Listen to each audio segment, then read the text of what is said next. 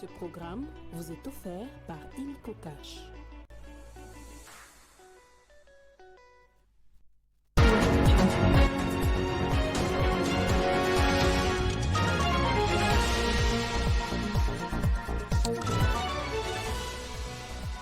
À la une de cette édition du journal, le chef de l'État a lancé ce samedi les travaux de construction des rocades sud-est et sud-ouest de la ville de Kinshasa. Il s'agit des voies de contournement qui vont désengorger la capitale en reliant ses parties les plus éloignées. Et dans le Nord Kivu, l'Observatoire volcanologique de Goma a rapporté une augmentation significative de l'activité magmatique au sein du cratère central du volcan Nyiragongo, suscitant ainsi des inquiétudes quant à une éventuelle éruption imminente. Bonsoir à tous et bienvenue dans ce journal. Le chef de l'État, je le disais, a lancé ce samedi les travaux de construction de la rocade de Kinshasa dans la commune de Mongafula, une voie de contournement qui va désengorger la ville de Kinshasa en reliant ses parties sud-est et sud-ouest. Longue de 63 km, cette rocade partira de Mboudi en passant par la route de la Caravane et traversera les quartiers Mitendi, Jolicite, Bralima, Riflar, Rai, Njili, Brasserie, Sekomaf, Bouma et Njoko avant de déboucher sur la route nationale numéro 1 par Badara, non loin de l'aéroport de Njili. La rocade fait partie d'un vaste programme de construction d'une route périphérique qui formera une boucle autour de Kinshasa afin de fluidifier justement la circulation vers l'aéroport de Njili, le fruit d'un partenariat sino-congolais. C'était la deuxième réunion du Conseil des ministres du gouvernement souminois qu'avait présidé hier le chef de l'État. L'équipe gouvernementale a, à une semaine de son investiture, connu un départ dans ses rangs. La démission de la ministre déléguée plairait le ministre de l'Environnement Stéphanie Mbombo. Félix Tshisekedi a par ailleurs rappelé au gouvernement que la protection et le renforcement du pouvoir d'achat des Congolais figurent parmi les engagements prioritaires du gouvernement pour son second mandat. Le président de la République a commencé par une communication à l'attention du membre, a rappelé aux membres du gouvernement que parmi les missions du gouvernement actuel, il y a la matérialisation des engagements qu'il a pris devant la nation lors de son investiture pour son second mandat. Au nombre de ces engagements figurent la protection et les renforcements du pouvoir d'achat de nos concitoyens, mis à mal actuellement par la situation qui prévaut sur le marché de change. En effet, notre économie est fortement dollarisée. Le comportement du franc congolais face au dollar américain a un impact immédiat sur le panier de la ménagère congolaise. Face à cette situation, le président de la République a demandé à la première ministre, aux membres du gouvernement en charge des questions économiques et financières, ainsi qu'à la gouverneure de la Banque centrale du Congo, en collaboration avec son cabinet, de procéder urgemment à la réévaluation des mesures prises le 17 juillet 2023 pour stabiliser les taux de change en y ajoutant, si nécessaire, des mesures supplémentaires pour enrayer cette spirale négative afin que le social de Congolais soit relevé. Le deuxième point de la communication du président de la République a porté sur le renforcement de l'action diplomatique. Rappelons que la diplomatie requiert, conformément à la Constitution de la République, une meilleure collaboration entre son cabinet et les ministères des Affaires étrangères, coopération internationale et francophonie. Le président de la République a insisté sur la nécessité de définir des orientations diplomatiques cohérentes vis-à-vis de nos partenaires au regard des enjeux régionaux et mondiaux. Les diplomates envoyés en poste à l'étranger devraient être capables de maîtriser tous ces enjeux. À ces propos, il a invité Madame la ministre d'État, ministre des Affaires étrangères, à faire le point au prochain Conseil de ministres sur la fréquence d'évaluation de la 12e conférence diplomatique tenue à Kinshasa en février 2022 et d'assurer l'implémentation des recommandations qui en sont découlées. Et je le disais aussi dans le sommaire, l'Observatoire volcanologique de Goma a tenu une réunion d'urgence ce samedi 22 juin. Elle fait suite à une lueur observée au sommet du volcan Nyiragongo ces 2 derniers jours. À l'issue de la dite réunion, une commission chargée de travailler jour et nuit vient d'être mise en place pour évaluer la situation en dépouillant et analysant toutes les données autour du cratère du volcan Nyiragongo. Depuis le 29 mai dernier, les agents qui surveillent les volcans sont en grève suite au non-paiement de leur salaire par ailleurs. Et autre chose à présent, dans les entreprises publiques, le directeur général de l'Office congolais de contrôle, Étienne Tshimanga Mutombo, a remis officiellement aux entités de la direction provinciale de Kinshasa et à quelques départements centraux de nouveaux véhicules. On voit ça en images. En 2022, dans le cadre de l'amélioration des conditions de travail au sein de l'Office congolais des contrôles, la direction générale avait lancé une procédure d'offre internationale qui devait aboutir à l'acquisition des moyens de mobilité pour les agents et cadres commis à l'exploitation. Soucié de booster la productivité de ces agents et cadres, Étienne Tshimanga, directeur général de l'OCC, a remis les premiers lots des 10 véhicules sur les 80 attendus de la firme AC Motors aux entités d'exploitation et en particulier celle de la direction provinciale de Kinshasa. Prenant la parole, l'EDG Étienne Tshimanga a rappelé aux travailleurs présents à cette cérémonie son discours fait en 2022 lors de sa prise de fonctions. Je cite, « Je ne suis pas un grand parleur, je vous demande de m'entendre par les actes. » Aujourd'hui, après les infrastructures, c'est au tour de la mobilité que le numéro 1 de l'OCC a fait entendre sa voix. La vision du 30 avril 2024, lorsque vous n'aviez pas ces véhicules, vous vous êtes débrouillé pour produire. Et aujourd'hui, qu'on vous remet ces véhicules, on voudrait voir quand même les changements et l'amélioration dans la production au niveau de l'office. Des actions saluées par l'ensemble du personnel de l'Office congolais des contrôles.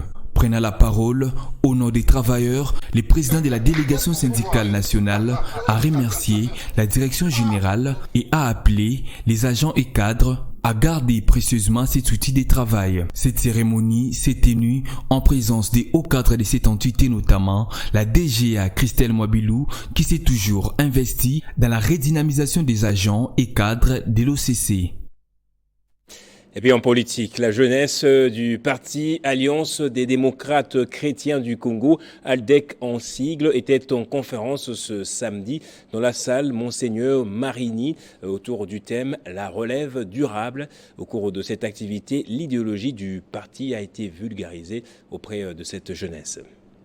C'était sous le haut patronage de la princesse Adel Kaïnda que le secrétariat général national en charge de la jeunesse d'ALDEC, dirigé par Freddy Bopoupa, a organisé cette conférence qui avait comme thème la relève durable et a connu la participation du président national AI, Smith Kapenda, du secrétaire général Léonard Ntwarimba et la secrétaire générale adjointe en charge de l'administration Modestine Ilunga. Plusieurs points étaient relevés au cours de cette activité, notamment la méritocratie, les militantismes et les bonnes valeurs d'un parti politique. Pour la première fois, ALDEC organise une activité politico-scientifique pour ses membres. Et nous pensons que cette activité va se poursuivre.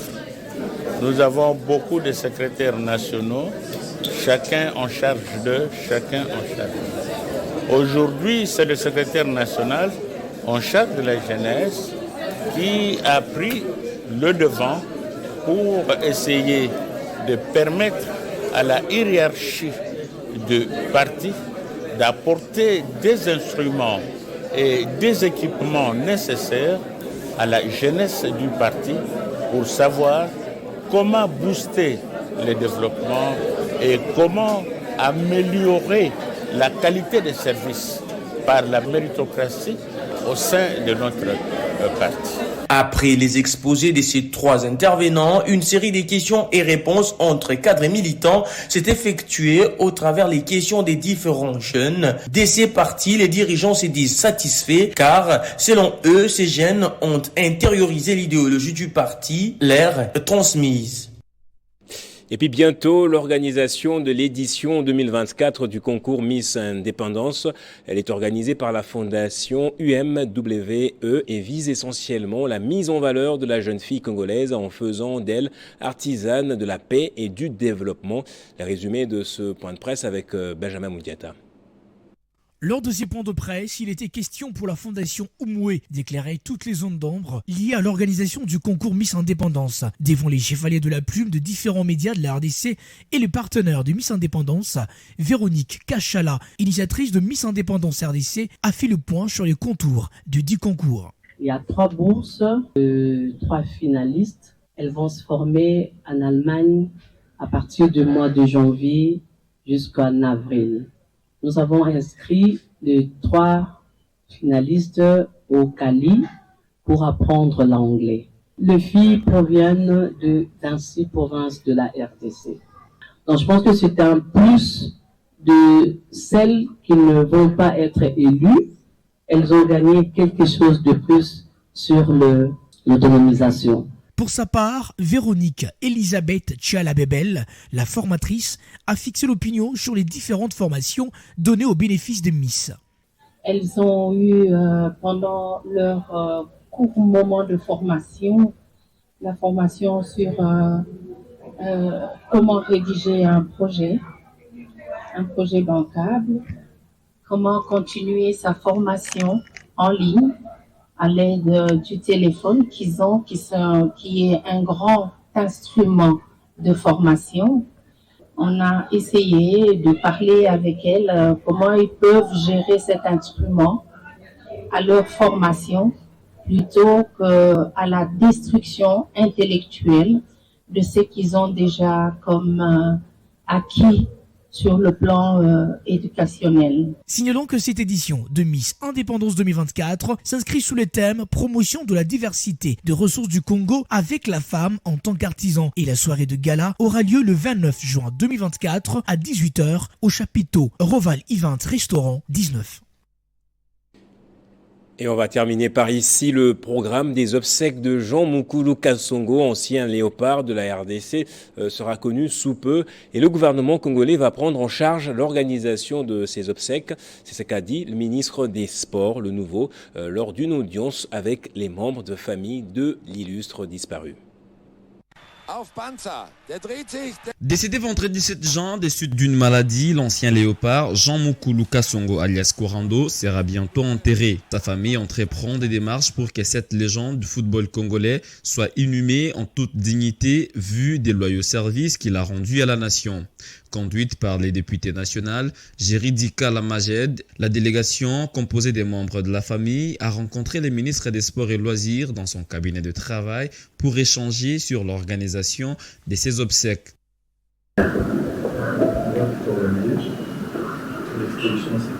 Sortir de cet échange, le ministre des Sports et Loisirs a rassuré la famille de la prise en charge du gouvernement, quoi de plus normal, satisfaire les membres de la famille du feu Jean Mukulu, emmené par le député national Jéridika Lamajed. Parce que je vais se voir avec le ministre des Sports concernant le dossier de notre ancien joueur Kasongo Banza Korando.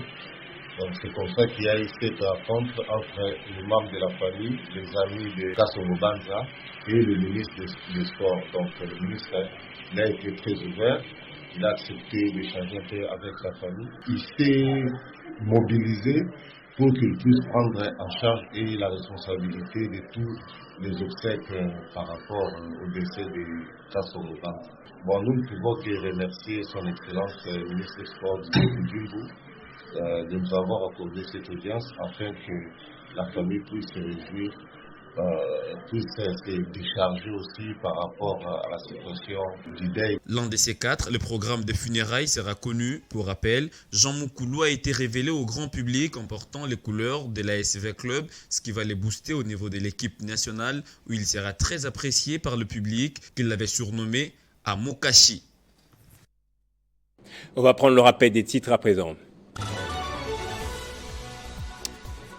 Le chef de l'État a lancé ce samedi les travaux de construction des rocades sud-est et sud-ouest de la ville de Kinshasa.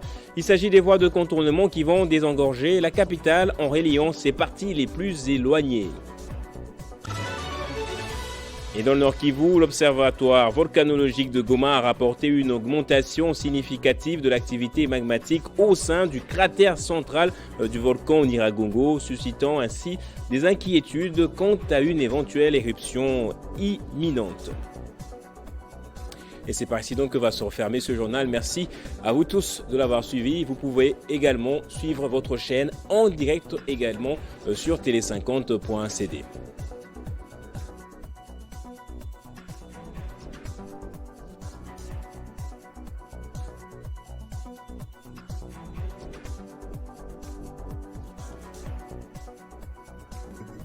Retrouvez toute l'actualité en continu sur www.tele50.cd.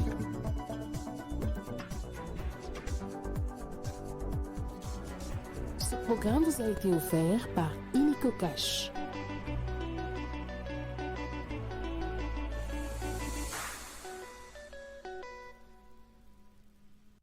La direction générale de la CEP Congo attire l'attention du public. Elle informe qu'elle ne demande aucun paiement lors de ses appels d'offres et d'emploi. Toute offre d'emploi qui exige une somme d'argent pour les formalités d'embauche est systématiquement fausse.